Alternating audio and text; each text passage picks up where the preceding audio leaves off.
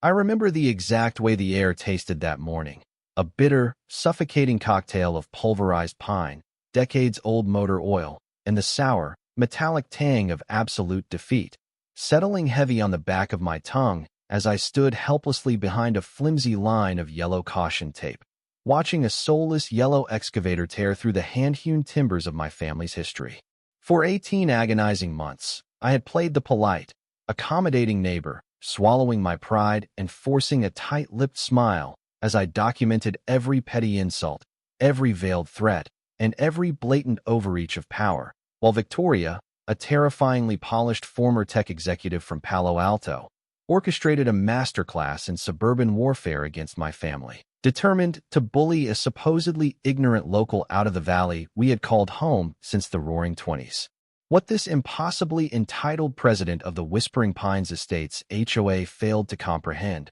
hidden behind her designer sunglasses and her absolute certainty that wealth dictates reality, was that my ancestors didn't just scratch a meager living out of this harsh Colorado soil, but rather, they physically engineered the very landscape she was so desperately trying to monetize, constructing the massive earthen and concrete barrier that kept her pristine, $5 million waterfront. Architectural marvel from sitting on the muddy, mosquito-infested banks of a seasonal creek. There is a fascinating, almost beautiful arrogance in assuming that local zoning ordinances and community aesthetic guidelines somehow hold more weight than wartime federal infrastructure mandates. Those dusty, unassailable legal behemoths from 1943 that casually override every small-town judge, every bloated homeowners association, and every arrogant developer who thinks they can buy their way through history. And when someone spends the better part of a year inadvertently committing federal felonies while attempting to systematically erase your family's legacy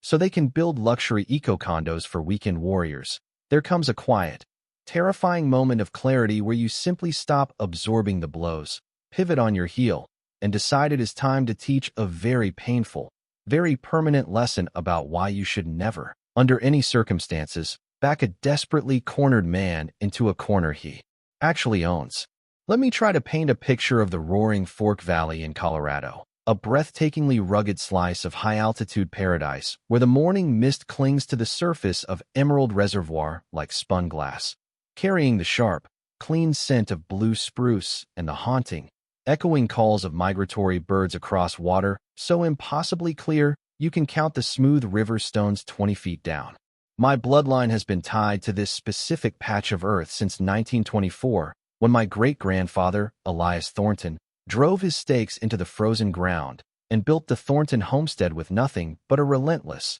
terrifying stubbornness and hands that felt like cured leather, carving every single support beam of that magnificent barn by hand, raising it toward the sky with the sweat and muscle of neighbors who deeply understood that true survival in the mountains meant relying on the people around you. But the brutal irony of Emerald Reservoir is that its beauty is entirely manufactured, a massive hydraulic miracle born in 1943 when Elias partnered with the wartime federal government to design and construct the complex dam system that flooded the lower canyon, creating a paradise that has been meticulously maintained for 3 generations by the quiet, obsessive dedication of Thornton men, turning valves and monitoring spillways with the precision of a Swiss watchmaker. I am 52 years old now, a career hydraulic engineer working for the Garfield County Water Conservancy, and since my marriage quietly dissolved last year, my 16-year-old daughter, Chloe, has become my entire world, spending her summers on the property where that ancient barn had become her sacred, untouchable sanctuary. The acoustic resonance inside that cavernous, weather-beaten structure was something out of a cathedral, amplifying the fragile, soaring notes of her violin practice, letting Bach and Vivaldi bleed through the gaps in the old timber, floating across the valley like a bittersweet reminder of everything good and pure left in my life. Enter Victoria Kensington, 45, a woman who spoke entirely in corporate synergy buzzwords, treated the local working-class residents like unfortunate, unwashed obstacles to her grand aesthetic vision, and who had recently dropped a staggering sum of cash to acquire the most prominent peninsula on the reservoir. Her husband, Richard, was a high-powered corporate litigator who seemed incapable of casual conversation, speaking only in thinly veiled legal threats and liability clauses, and together, they immediately set about aggressively recruiting other newly arrived, exceptionally wealthy transplants to execute a hostile takeover of the local HOA board. The very first shot across the bow was a sterile, aggressively worded certified letter from Victoria boldly declaring that my century-old barn, a structure that had stood decades before her parents were even born, was suddenly an egregious violation of newly drafted modern sightline requirements. Claiming the nostalgic scent of aged hay and vintage machinery was an unacceptable affront to the neighborhood's luxury profile. She utilized the absurd technicality that the barn lacked formal county permits, ignoring the undeniable fact that construction permits essentially did not exist in this remote corner of Colorado in 1924, wielding this historical loophole like a legal sledgehammer to push through a demolition order, winning the board vote in a crushing, humiliating defeat where I sat as the lone, ignored voice of the original Valley residents. The morning the heavy machinery arrived,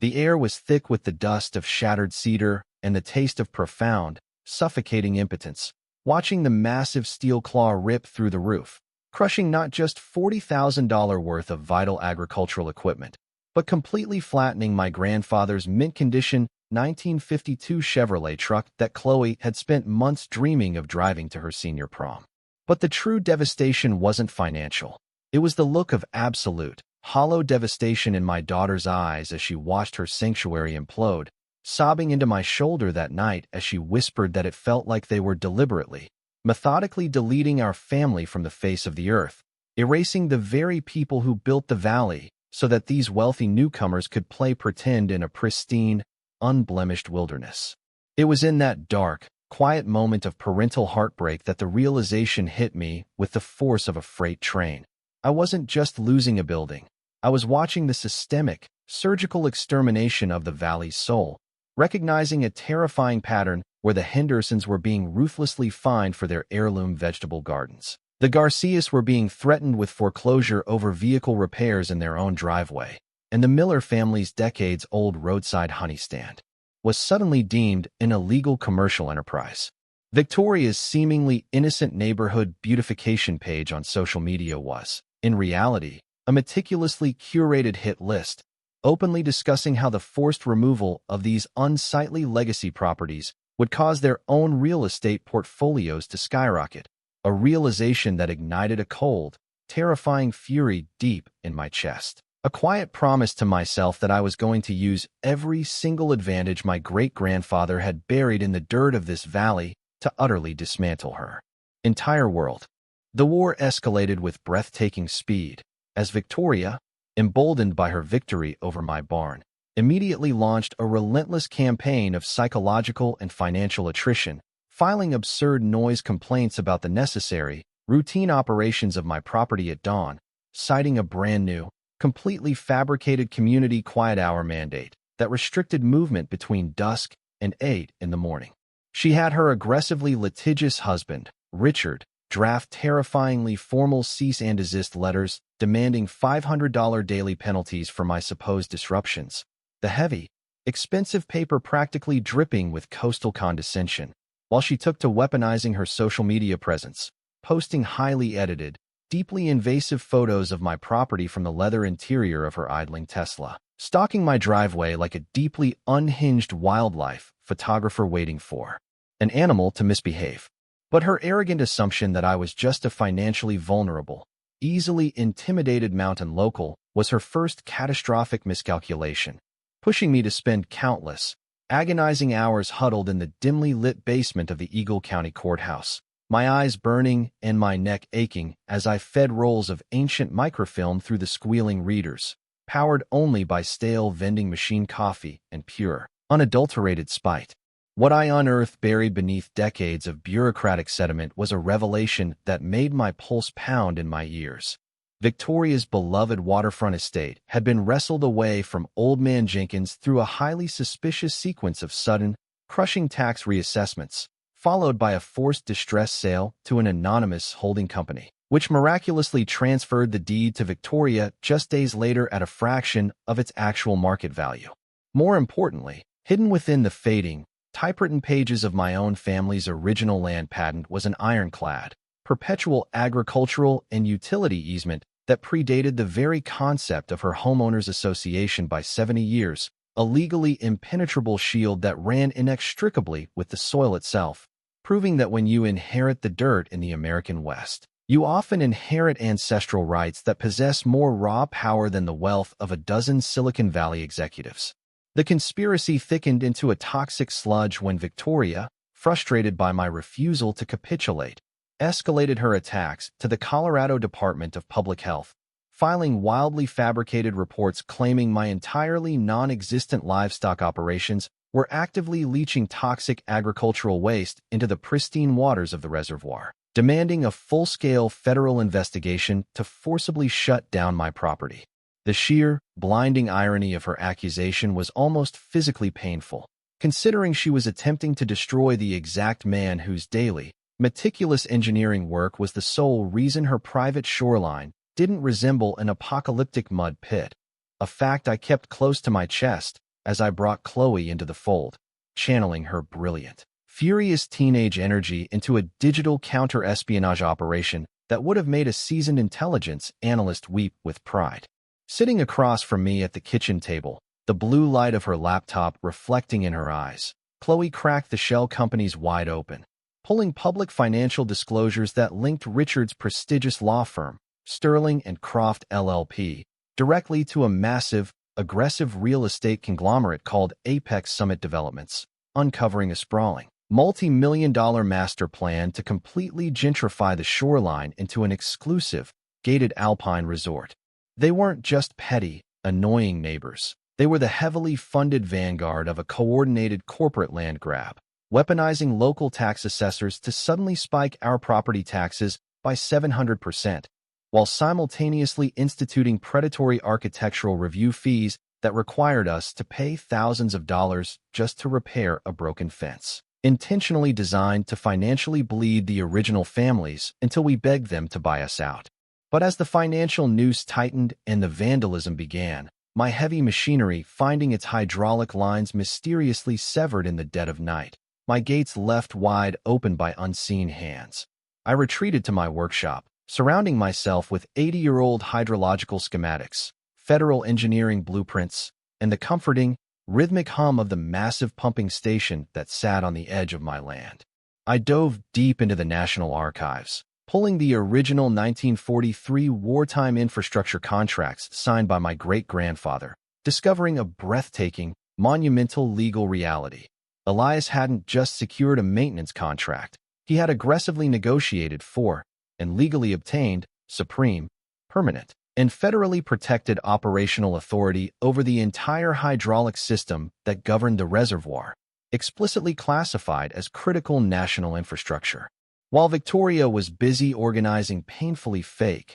heavily photographed environmental cleanup days to garner local news sympathy, a stunt that backfired spectacularly when my quiet, independent water testing proved her own hastily installed, cut-rate septic system was the actual source of the bacterial blooms near her dock. I was silently, meticulously wiring my entire property with military-grade, motion-activated surveillance cameras. The trap was set, the evidence was piling up in thick, meticulously tabbed binders, and every time I walked down to the concrete spillway, resting my hand on the cold, heavy iron of the main release valve, I felt the phantom weight of 3 generations of Thornton men standing right beside me, waiting patiently for the perfect, devastating moment to show this corporate parasite what happens when you try to drown a man using his own water. The desperate, flailing climax of Victoria's campaign arrived on a crisp Tuesday morning, smelling aggressively of expensive perfume and profound,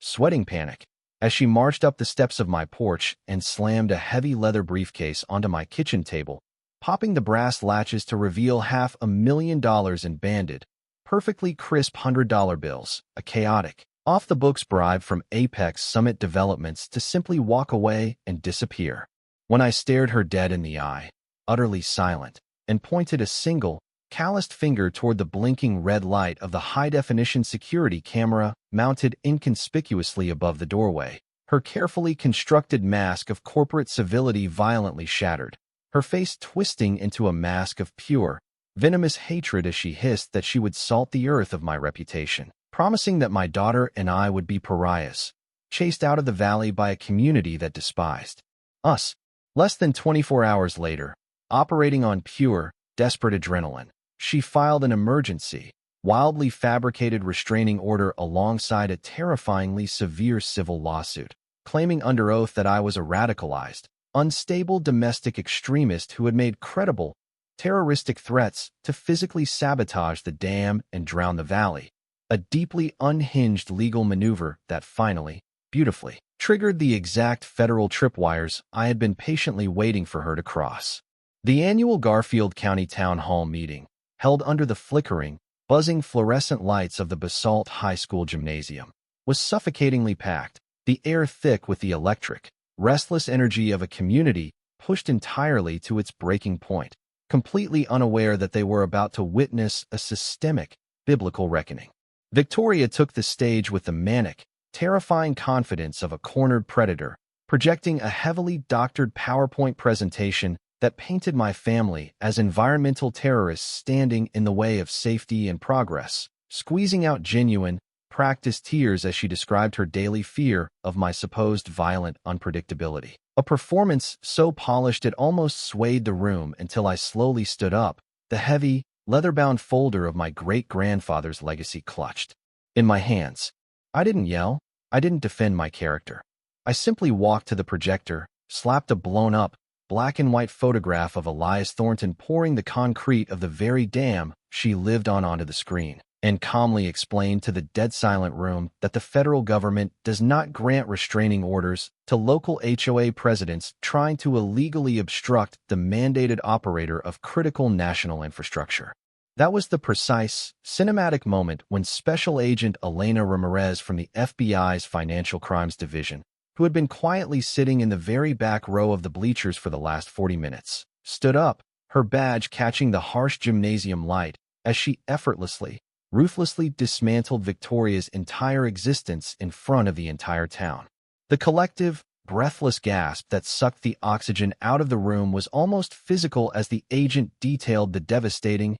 airtight federal indictments for racketeering, wire fraud, conspiracy to commit extortion, and massive offshore money laundering, exposing Apex Summit Developments and Richard's law firm as a coordinated criminal syndicate that had been systematically terrorizing the valley's oldest families, while explicitly noting that attempting to physically block a federally protected water engineer from his duties carried a mandatory, non-negotiable prison sentence. Victoria's shrieking, deeply racist and classist meltdown as the steel handcuffs clicked around her wrists was captured from 4 different angles by the local news crews. Her humiliating perp walk out of the gymnasium doors serenaded by a deafening, 5-minute standing ovation from the ranchers, teachers, and waitresses she had spent a year treating like dirt beneath her expensive designer shoes. 6 months later, the acrid scent of legal warfare has finally washed out of the valley, replaced by the deep, rich smell of fresh timber and the sweet,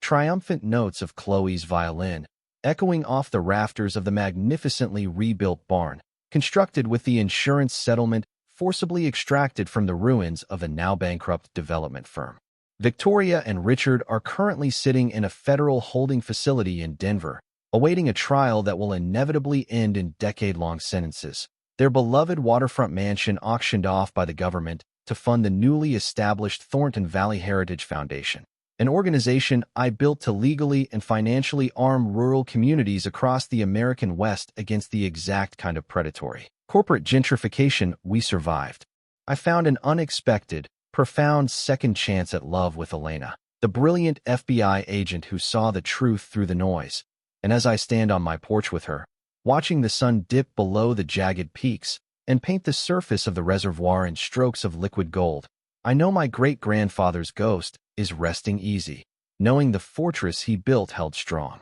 But as I watch the water violently rush through the spillway, a force of nature entirely controlled by the turn of a man-made wheel, it leaves a lingering, deeply uncomfortable question hanging in the cold mountain air. If justice in America ultimately requires inheriting an 80-year-old, heavily classified federal trump card just to survive the sheer, crushing weight of modern corporate wealth, then how many other families, lacking a grandfather who poured the concrete of history, have already been quietly, permanently erased in the dark. Alright, and that is for today's videos. I hope you enjoy it and found something useful. If you did, don't forget to like, subscribe and share it with your friends. Let me know your thoughts in the comment below. And thanks for watching, and I'll see you in the next one.